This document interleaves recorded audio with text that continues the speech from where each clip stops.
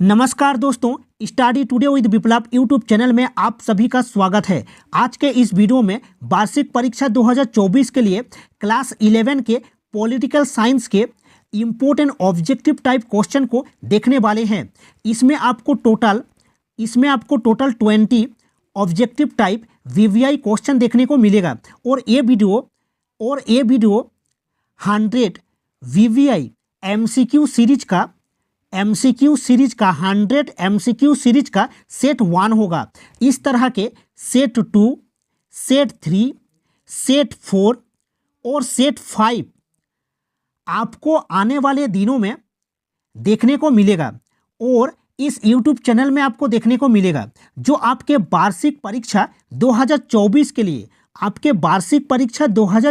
के लिए most important रहने वाला है।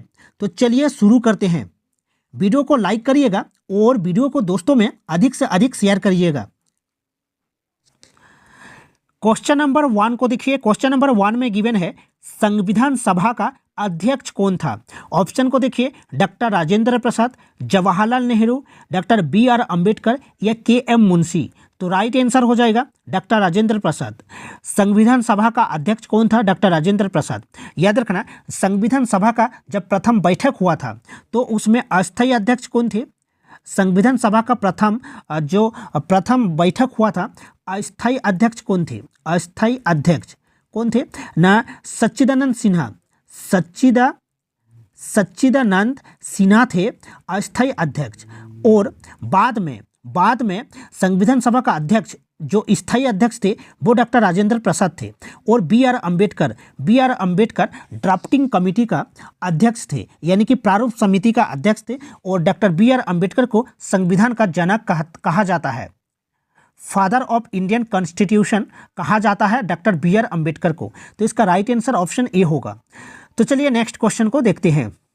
देखिए, क्वेश्चन नंबर 2 में गिवन है स्वतंत्र भारत के प्रथम गवर्नर जनरल थे, यानी कि फ्री इंडिया के प्रथम गवर्नर जनरल कौन थे? Lord Mountbatten, C Rajagopalachari, Kamaraj या डॉक्टर राजेंद्र प्रसाद। तो इसका राइट आंसर हो जाएगा लॉर्ड माउंटबेटन स्वतंत्र भारत के प्रथम गवर्नर जनरल थे, लॉर्ड माउंटबेटन।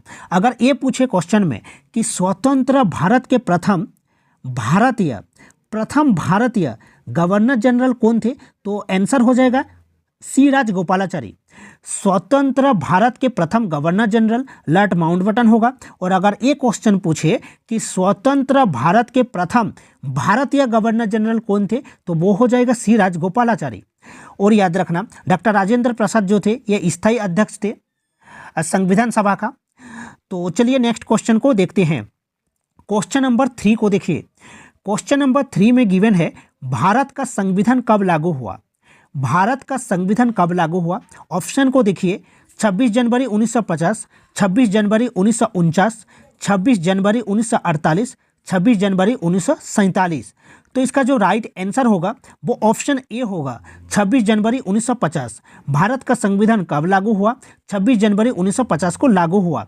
और कब अपनाया गया, यानी कि अंगीकार कब किया गया? तो राइट आंसर हो जाएगा 26 नवंबर 1949 को। 26 नवंबर 1949 को संविधान सभा को क्या किया गया ना, इसको अंगीकार किया गया था। और पूर्ण रूप से लागू कब किया गया ना, 26 जनवरी 1950 को पूर्ण रूप से लागू किया गया। ठीक है, तो चलिए नेक्स्ट क्वेश्चन को देखते हैं। चलिए नेक्स्ट क्वेश्चन गिवन है संविधान सभा की प्रथम बैठक कहाँ हुई थी? बम्बई, कलकत्ता, मद्रास या दिल्ली। तो राइट आंसर दिल्ली होगा। 9 दिसंबर 1946 को संविधान सभा का प्रथम बैठक हुआ था और इसमें अस्थायी अध्यक्ष थे। अस्थायी अध्यक्ष कौन थे? सच्चिदानंद सिन्हा थे। याद रखना, सच्चिदानंद सिन्हा। तो इसका राइट आंसर हो जाएगा दिल्ली। तो चलिए नेक्स्ट क्वेश्चन को देखते हैं। किस अनुच्छेद ने अस्पृश्यता का उन्मूलन किया, यानी कि छुआछूत का अंत किया? किस अनुच्छेद? तो ऑप्शन को देखिए, अनुच्छेद 14, अनुच्छेद 15, अनुच्छेद 16 या अनुच्छेद 17। तो राइट आंसर हो जाएगा आर्टिकल 17 होगा, यानी कि अनुच्छेद 17 हो जाएगा राइट आंसर। और अनुच्छेद 14 क्या कहता है कि अनुच्छेद 14 कहता है कि कानून के समक्ष समानता। अनुच्छेद 14 कहता है कि कानून के समक्ष समानता। तो इसका राइट आंसर हो जाएगा अनुच्छेद 17। चलिए नेक्स्ट क्वेश्चन को देखते हैं। नेक्स्ट क्वेश्चन गिवन है, कौन सा मौलिक अधिकार मूल संविधान में से निकाल दिया गया है? ऑप्शन को देखिए, शिक्षा का अधिकार, संपत्ति का अधिकार, रोजगार का अधिकार या धर्म का अधिकार। तो राइट आंसर हो जाएगा संपत्ति का अधिकार। संपत्ति का अधिकार याद रखना, 44वें संविधान संशोधन 1978 के अंतर्गत जो संपत्ति का अधिकार है इसको हटा दिया गया। ठीक है, संपत्ति का अधिकार को हटा दिया गया 44वें संविधान संशोधन 1978 के अंतर्गत। ठीक है, तो चलिए नेक्स्ट क्वेश्चन को देखते हैं। नेक्स्ट क्वेश्चन को देखिए, वर्तमान में हमारे संविधान में कुल कितने मौलिक कर्तव्य है, यानी कि फंडामेंटल ड्यूटीज। वर्तमान में हमारे संविधान में कुल कितने मौलिक कर्तव्य है, यानी कि फंडामेंटल ड्यूटीज है। तो ऑप्शन को देखिए, 10, 11, 12 या 13। तो राइट आंसर 11 हो जाएगा। वर्तमान में जो फंडामेंटल ड्यूटीज है वो 11 है।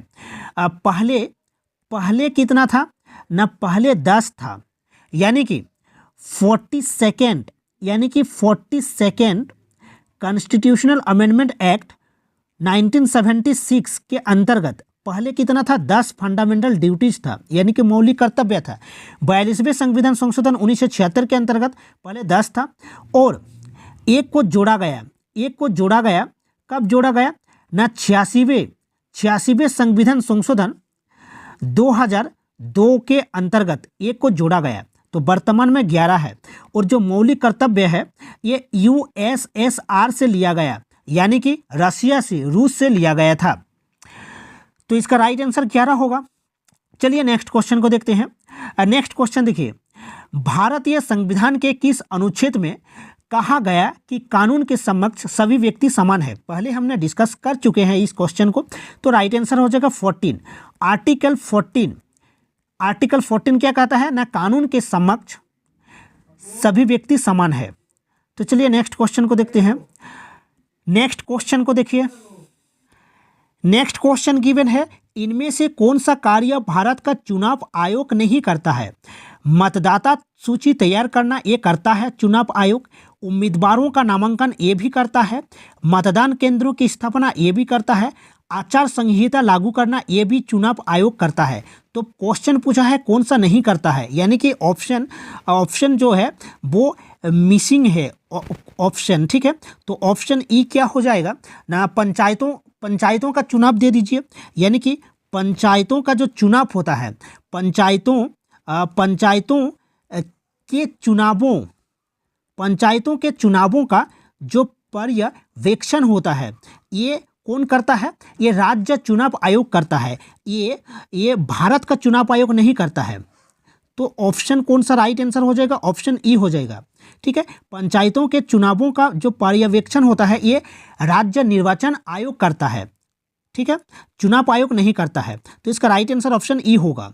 तो चलिए नेक्स्ट क्वेश्चन को देखते हैं। मत देने का अधिकार कैसा अधिकार है? ऑप्शन गिवन है, नागरिक अधिकार, नैतिक अधिकार, राजनीतिक अधिकार या सामाजिक अधिकार। तो राइट आंसर हो जाएगा, देखिए मत देने का अधिकार कैसा अधिकार है ना, कॉन्स्टिट्यूशनल राइट है। कौन सा? कॉन्स्टिट्यूशनल, यानी कि संवैधानिक अधिकार है। ठीक है, तो इसका राइट आंसर नागरिक अधिकार हो जाएगा। मत देने का अधिकार कैसा अधिकार है? कॉन्स्टिट्यूशनल राइट है, तो नागरिक अधिकार हो जाएगा। चलिए नेक्स्ट क्वेश्चन को देखते हैं। मुख्यमंत्री किसे अपना त्यागपत्र देकर पद मुक्त हो सकता है? राष्ट्रपति को, राज्यपाल, विधानसभा अध्यक्ष या प्रधानमंत्री। तो राइट आंसर हो जाएगा राज्यपाल होगा। राइट आंसर ऑप्शन बी होगा, राज्यपाल। मुख्यमंत्री जो है अपना त्यागपत्र राज्यपाल को देता है, और याद रखना इसका राइट आंसर राज्यपाल होगा। और मुख्यमंत्री की जो नियुक्ति कौन करता है? वो राज्यपाल करता है। मुख्यमंत्री की जो नियुक्ति ये कौन करता है? ये राज्यपाल करता है, और मुख्यमंत्री अपना त्यागपत्र राज्यपाल को देता है। तो इसका राइट आंसर ऑप्शन बी होगा। ठीक है, चलिए, और याद रखना राज्यपाल का नियुक्ति कौन करता है? राष्ट्रपति करता है। राज्यपाल का नियुक्ति कौन करता है? प्रेसिडेंट यानी कि राष्ट्रपति करता है। तो इसका राइट आंसर हो जाएगा राज्यपाल होगा। चलिए नेक्स्ट क्वेश्चन को देखते हैं। राष्ट्रपति पद के लिए न्यूनतम निर्धारित आयु क्या है? न्यूनतम पूछा है, मिनिमम एज। ठीक है, राष्ट्रपति के लिए, तो राष्ट्रपति के लिए जो मिनिमम एज होता है राष्ट्रपति के लिए वो होता है 35। याद रखना, प्रेसिडेंट अगर पूछे मिनिमम एज कितना हो जाएगा ना? 35 होगा, तो ऑप्शन सी होगा राइट आंसर। अगर राज्यपाल पूछे तो मिनिमम एज कितना होगा? ये भी 35 होगा। ठीक है, मिनिमम एज कितना होगा? ये भी 35 होगा। और अगर पूछे लोकसभा यानी कि एमपी तो कितना होगा? 25 होगा।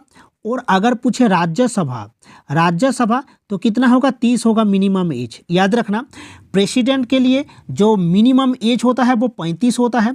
गवर्नर यानी कि राज्यपाल मिनिमम एज 35 होता है। लोकसभा यानी कि जो एमपी होते हैं 25 होता है, 25 ईयर मिनिमम एज। और जो राज्यसभा होते हैं, जो राज्यसभा के जो सदस्य होते हैं मिनिमम एज कितना चाहिए? 30 यानी कि 30 होगा। तो याद रखना। तो चलिए नेक्स्ट क्वेश्चन को देखते हैं, ये वेरी वेरी इंपॉर्टेंट है। नेक्स्ट क्वेश्चन को देखते हैं। नेक्स्ट क्वेश्चन देखिए, मंत्री परिषद का अध्यक्ष होता है, मंत्री परिषद का अध्यक्ष होता है राज्यपाल, मुख्यमंत्री, पार्षद या सरपंच? तो इसका राइट आंसर हो जाएगा मुख्यमंत्री होगा। मंत्री परिषद का अध्यक्ष कौन होता है? मुख्यमंत्री। और स्टेट का जो हेड होता है वो कौन होते हैं?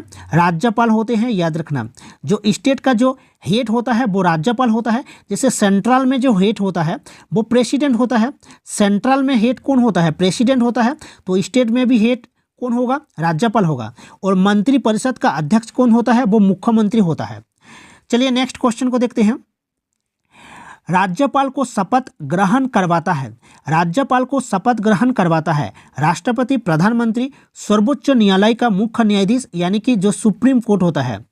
ठीक है, और उच्च न्यायालय का मुख्य न्यायाधीश यानी कि हाई कोर्ट। तो इसका राइट आंसर ऑप्शन डी होगा, हाई कोर्ट का मुख्य न्यायाधीश। ठीक है, हाई कोर्ट का चीफ जस्टिस राज्यपाल को शपथ ग्रहण करवाता है। और राज्यपाल को नियुक्ति कौन करता है? नियुक्ति प्रेसिडेंट करता है। नियुक्ति अगर पूछे तो वो प्रेसिडेंट होगा। और शपथ ग्रहण कौन करवाता है ना? हाई कोर्ट का जो चीफ जस्टिस होता है। तो ऑप्शन डी होगा राइट आंसर। नेक्स्ट क्वेश्चन देखिए, राज्यसभा में निर्वाचित सदस्यों की अधिकतम संख्या कितनी हो सकती है? राज्यसभा में निर्वाचित सदस्यों की अधिकतम संख्या कितनी हो सकती है? तो निर्वाचित पूछा है यानी कि इलेक्टेड पूछा है, तो कितना हो जाएगा? 238 होगा, ऑप्शन बी होगा। और 12 जो होता है ये प्रेसिडेंट द्वारा, राज्यसभा में प्रेसिडेंट द्वारा मनोनीत किया जाता है यानी कि नॉमिनेट किया जाता है। यानी कि टोटल कितना होगा? 238 और 12 250 होगा। लेकिन यहाँ पर पूछा है निर्वाचित सदस्यों की अधिकतम संख्या, तो 238 होगा। और 12 जो होता है वो नॉमिनेट करता है प्रेसिडेंट के द्वारा। तो चलिए नेक्स्ट क्वेश्चन को देखते हैं। नेक्स्ट क्वेश्चन गिवन है, भारत में किसी विधेयक को धन विधेयक कौन प्रमाणित करता है? मतलब किसी भी बिल को, जो मनी बिल, कौन प्रमाणित करता है, कौन डिसाइड करता है? राष्ट्रपति, प्रधानमंत्री, लोकसभा अध्यक्ष या वित्त मंत्री? तो इसका जो राइट आंसर होगा वो लोकसभा का अध्यक्ष होगा। यानी कि लोकसभा का जो स्पीकर होता है वो डिसाइड करता है कि कोई भी बिल मनी बिल है या नहीं है। ठीक है, तो इसका राइट आंसर लोकसभा का अध्यक्ष होगा, स्पीकर होगा लोकसभा का। तो नेक्स्ट क्वेश्चन गिवन है, भारत में लोकसभा का अध्यक्ष, ऑप्शन देखिए, मनोनीत किया जाता है, चयनित किया जाता है, निर्वाचित किया जाता है या नियुक्त किया जाता है? तो राइट आंसर हो जाएगा निर्वाचित किया जाता है, ऑप्शन सी होगा राइट आंसर। याद रखना, लोकसभा के अध्यक्ष का चुनाव सदस्यों के बीच में से ही होता है, तो इसका राइट आंसर निर्वाचित किया जाता है। नेक्स्ट क्वेश्चन देखिए, भारत में कुल कितने उच्च न्यायालय है? 18, 21, 25 या 26? वर्तमान में भारत में टोटल 25 हाई कोर्ट है। वर्तमान में भारत में टोटल 25 हाई कोर्ट है, तो इसका राइट आंसर ऑप्शन सी होगा। नेक्स्ट क्वेश्चन देखते हैं, उच्च न्यायालय के न्यायाधीशों की अवकाश आयु कितनी है? उच्च न्यायालय यानी कि हाई कोर्ट पूछा है, तो राइट आंसर 62 होगा, 62 होगा। अगर सुप्रीम कोर्ट पूछता तो कितना होगा, 65 होता। और यहाँ पर पूछा है उच्च न्यायालय के न्यायाधीशों की अवकाश आयु कितनी है, तो 62 होगा। नेक्स्ट क्वेश्चन देखिए, ये अंतिम क्वेश्चन है। भारत में मुख्य निर्वाचन आयुक्त को हटाने की शक्ति किसे प्राप्त है? मुख्य निर्वाचन आयुक्त को हटाने की शक्ति किसे प्राप्त है? तो राष्ट्रपति, प्रधानमंत्री, संसद या मंत्रिपरिषद? तो राइट आंसर संसद होगा। संसद के पास पावर होता है कि मुख्य निर्वाचन आयुक्त को हटाने की शक्ति। ठीक है, ऑप्शन सी होगा राइट आंसर। अगर वीडियो अच्छा लगा है तो वीडियो को लाइक कीजिएगा और वीडियो को शेयर करिएगा। मिलते हैं नेक्स्ट वीडियो में। Thank you.